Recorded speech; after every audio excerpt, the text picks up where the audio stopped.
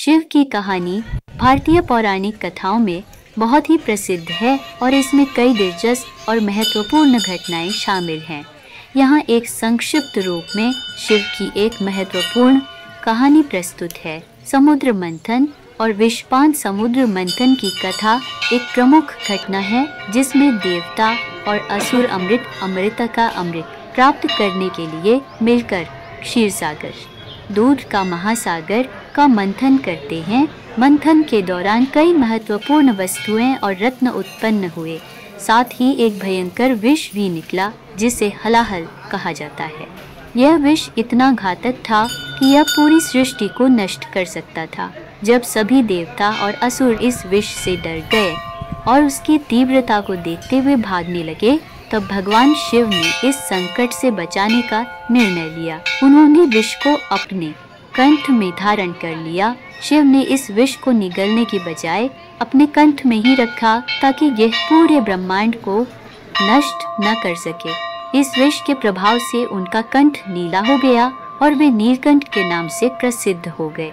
इस प्रकार भगवान शिव ने अपनी शक्ति और त्याग से सृष्टि को बचाया। उनकी यह कथा त्याग, बलिदान और करुणा का प्रतीक है और इसे भारतीय संस्कृति में बहुत ही महत्वपूर्ण माना जाता है। अन्य प्रमुख कहानियाँ गंगा का पृथ्वी पर अवतरण।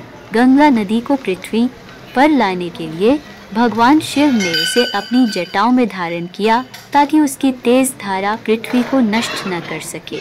अर्धनारीश्वर। भगवान शिव और उनकी पत्नी पार्वती का संयुक्त रूप, जिसे अर्धनारीश्वर कहा जाता है, यह दर्शाता है कि स्त्री और पुरुष समान और एक दूसरे के पूरक हैं। शिव तांडव। भगवान शिव का तांडव नृत्य जो सृष्टि की रचना, संरक्षण और संहार का प्रतीक है। भगवान शिव की कथाएं हमें त्याग, बलिदान, साहस और सहनशीलता के गुण सिखाती हैं। उनके जीवन से जुड़ी कहानियाँ भारतीय संस्कृति और धर्म में अत्यधिक महत्व रखती हैं। सावन महीने की धरती पर बादलों की छांव से झूलती फसलें गुंडमाती हैं।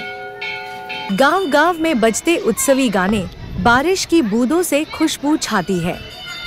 हर ओर हरियाली की लहर खुशी और उत्साह का संदेश लाती है। इस महीने में जीवन नवीनता की धारा में बहता है, जैसे प्रकृति अपना नया रूप धारण करती है। सावन महीना हिंदी में एक रमणीय और प्राकृतिक रंग लेता है। इस महीने में बादलों का खेल, बरसात की खुशबू और हरियाली की बौछारें सब कुछ सुंदरता से भर देती हैं। खेतों में खुशहाली का माहौल और सभी तरफ गीतों की झंकार सुनाई देती है।